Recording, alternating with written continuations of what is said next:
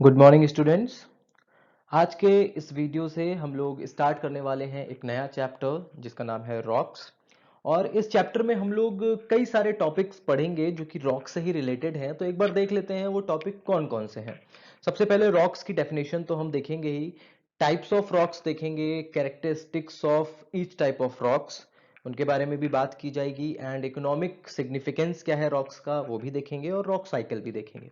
ठीक है। And different different processes देखेंगे जो कि सॉइल के फॉर्मेशन के लिए रिस्पॉन्सिबल होती हैं। तो चलिए शुरू करते हैं। आज के इस वीडियो में जो टॉपिक हम कवर करने वाले हैं that is rock and its types. Definition देख लेते हैं। डेफिनेशन क्या कह रही है? A rock is a naturally occurring solid मास। एक सॉलिड मास है, एक टुकड़ा है, ठीक है, वो छोटा या बड़ा कैसा भी हो सकता है, जो कि नेचुरली अकर करता है, जिसको मैन नहीं बनाते, मैन क्रिएट नहीं करते, मैन्युफैक्चरिंग नहीं होती है उसकी किसी इंडस्ट्री में। ठीक है। तो a rock is a naturally occurring solid mass. It is made up of minerals और अदर मिनरल लाइक सब्सटेंसेस। ये जो सॉलिड मास है या एक पीस है, एक टुकड़ा है जो कि नेचुरली अकर करता है, ये मिनरल्स का बना हुआ है या फिर मिनरल लाइक सब्सटेंसेस से बना हुआ है। तो इस तरह का जो सॉलिड मास है जिसमें इन सारी चीजों का कंपोजिशन है उसको हम रॉक्स कहते हैं या रॉक कहते हैं। ठीक है। डेफिनेशन आपकी सब्सटेंसेस पर आकर खत्म हो जाती है, जहां पर ये रेड डॉट आपको दिख रहा है। उसके आगे समझाने के लिए बात की गई है। The earth outer solid layer, earth का जो सबसे ऊपर का सॉलिड लेयर है जिस पर हम लोग चलते हैं, हमारे घर हैं, हॉस्पिटल्स हैं, रोड्स हैं, ट्रेन्स, रेलवे ट्रैक्स हैं, ये सारी चीजें उसी पर हैं। तो earth outer solid layer the lithosphere, जिसको हम लिथोस्फेयर भी कहते हैं, is made up of rock. ये किसका बना हुआ है? रॉक का बना हुआ है। तो हम कह सकते हैं ना, that means the earth crust is made up of rock. इसका क्या मतलब हुआ कि जो अर्थ का क्रस्ट है वो रॉक्स का बना हुआ है। ठीक है।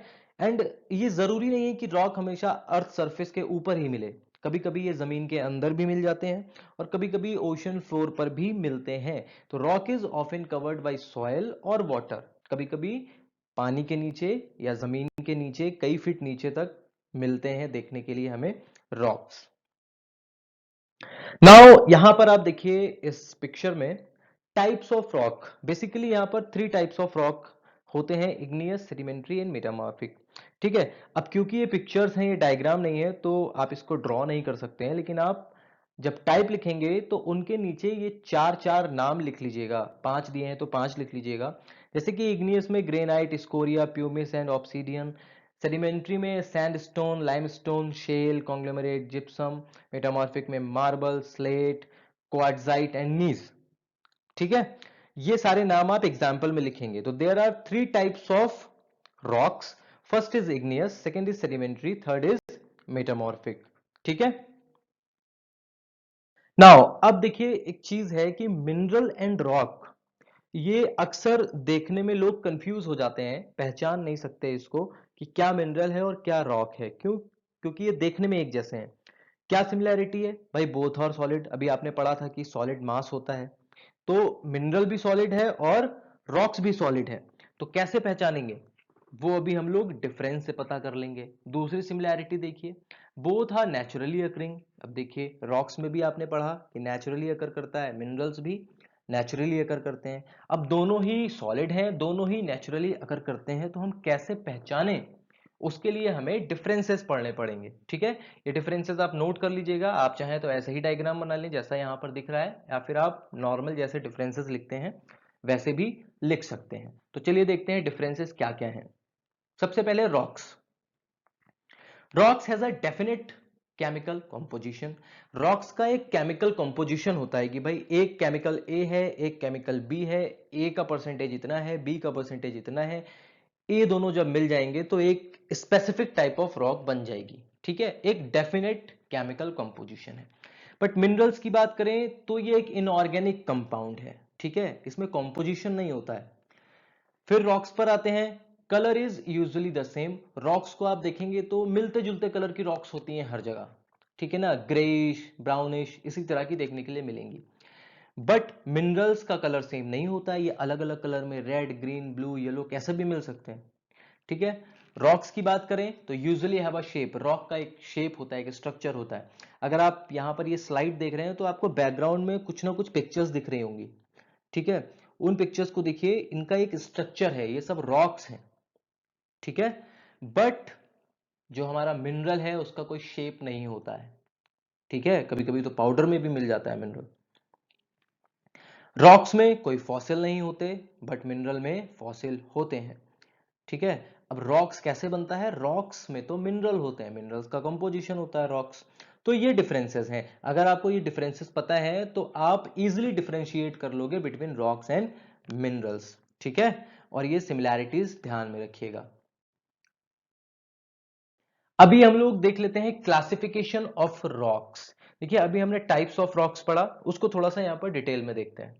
Classification of rocks, classification of rocks में आप देखिए यहां पर तीन कैटेगरी हैं जो कि हम पहले पढ़ चुके हैं, igneous rock, sedimentary rock and metamorphic rock. तो यहां पर दोबारा क्यों पढ़ रहे हैं, यहां पर इसलिए पढ़ रहे हैं क्योंकि यहां पर थोड़ा सा डिटेल में बताया गया है।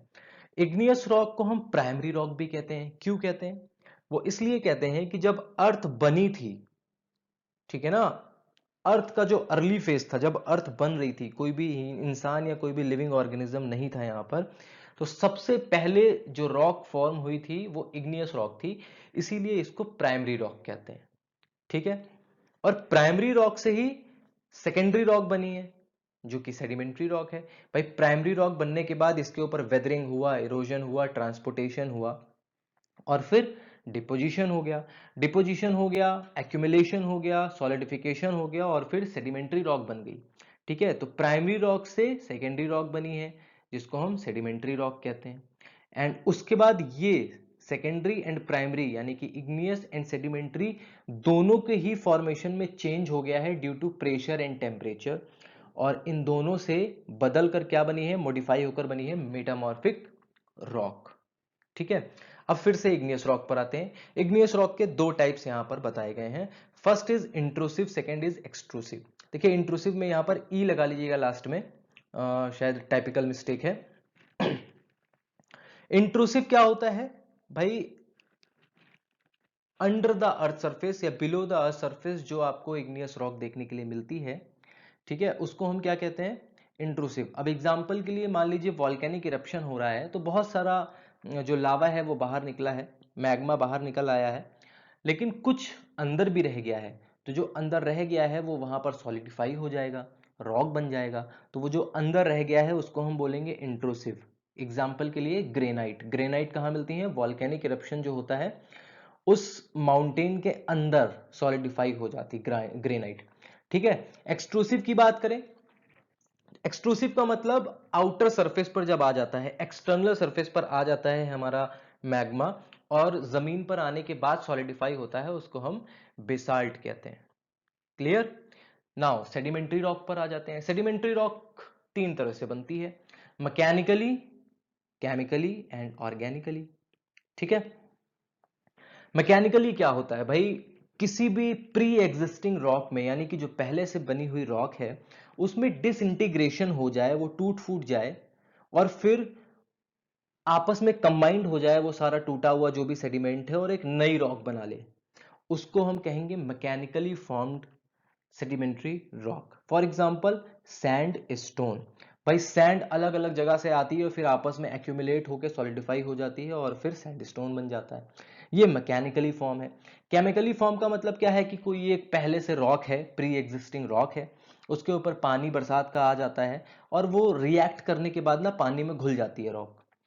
अब जब घुल जाती है फिर अगले दिन 2-4 दिन धूप निकलती है, उसमें से जो पानी है वो इवेपोरेट हो जाता है और जो सेडिमेंट है वो नीचे रह जाता है, और वो सेडिमेंट सूख जाता है, सॉलिड हो जाता है और एक रॉक बना लेता है जो कि सेडिमेंट्री रॉक होती है, उसको हम कहते हैं chemically formed sedimentary rock. Example के लिए जिप्सम, ठीक है। उसके बाद ऑर्गेनिक, ऑर्गेनिक का मतलब ये ऑटोमेटिक चीजें मॉडिफाई हो जाती हैं और बन जाता है, जैसे कि कोल।